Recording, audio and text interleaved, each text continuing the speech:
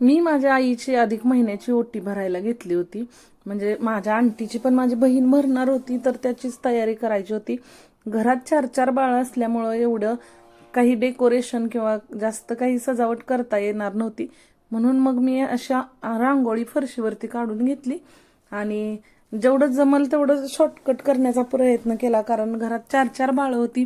त्या बाळांना बघतच आणि त्यांच्याशी खेळत, त्यांना घेऊन सोबत किंवा त्यांना रमवून दुसरीकडे असं काही करायचं होतं. तर बघा, ही अशी रांगोळी काढली जशी जमल तशी, एकदम कमी वेळात आणि कमी जागेत करण्याचा प्रयत्न केला. तर अशी छानशी रांगोळी काढून घेतली. त्यानंतर बाजूने फुलं होती तेच टाकून घेतली, घरात होती ती. तर हे बघा, अशी छान रांगोळी काढली. तर त्यानंतर ना ही साडी मी सासरवरूनच येताना आणली होती आईसाठी, अधिक महिन्याचा वाण म्हणून. तर इथं साडी वगैरे ते सगळं सजावट करून घेतली आणि हे बघा, रांगोळीच्या बाजूने फुले वगैरे टाकून घेतले. ही साडी आणि ओटी माझ्या बहिणीने आंटीसाठी आणली, म्हणजे माझ्या काकीसाठी आणली.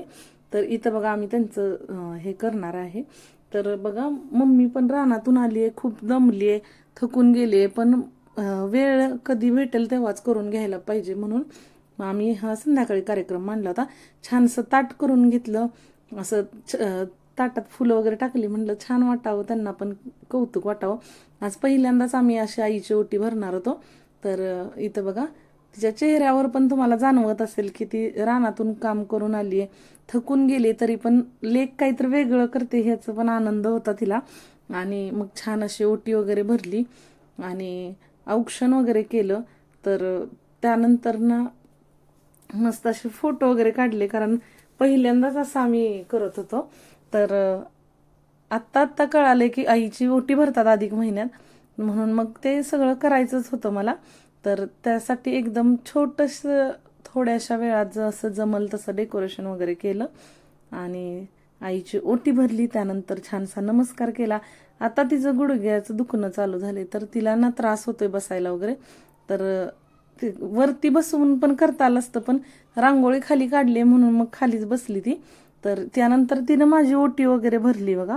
तर मागच्या वेळी तिनं छान कार्यक्रम केला होता, मागच्या अधिक महिन्यात आमचा, माझा आणि मिस्टरांची पहिली अधिक महिन्याचं वाण दिला होता मला. आणि आता बघा, तिने मला ना अशी छानशी जोडवी केलीत बघा, खास अधिक महिन्यासाठी. कशी दाखवायची, काय दाखवायचं चाललं होतं, तर म्हटलं थांब मीच दाखवते. हे बघा, एवढी छान डिझाईन केली आणि कशी वाटतायत जोडवी नक्की सांगा कमेंटमध्ये.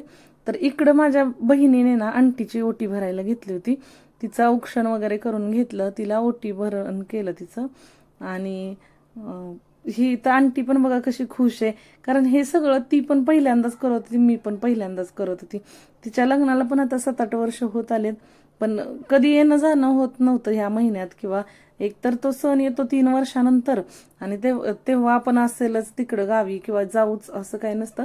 ही माझी बहीण मुंबईला असते, तर तिकडून प्रत्येक वेळी लगेच लगेच येणं शक्य नसतं. तर ती जॉबला होती, मग तिला वेळ भेटेल तसं त्याच्यानुसार. मग इथं बघा, तिने ओटी वगैरे भरून घेतली आणि आईला साडी वगैरे दिली. तर त्यानंतर नमस्कार वगैरे करून झाला. तर असं एवढं छान वाटलं ना, हे असं काहीतरी वेगळं केलं आईसाठी किंवा आंटीसाठी. खूप खूप भारी वाटलं, कारण हे पहिल्यांदाच आम्ही केले. आणि तुम्ही करता का, किंवा तुमच्या इकडं काही वेगळ्या परंपरा असतील तर मला नक्की शेअर करा. आणि दुसऱ्या दिवशी बघा, माझी बहीण जाणार होती, म्हणून मग तिचं हे पहिलं, तिच्या लग्नाला 8 वर्ष झालेत, पण पहिलंच तिचं अधिक महिन्याचा वाण वगैरे होता. कारण त्यांना जॉबमुळे किंवा तिकडं त्यांचं लांब असल्यामुळे, मुंबईच्या पण पूर्ण शेवटी राहतात ते, तर तिकडून येणं त्यांना जास्त वेळा शक्य होत नाही.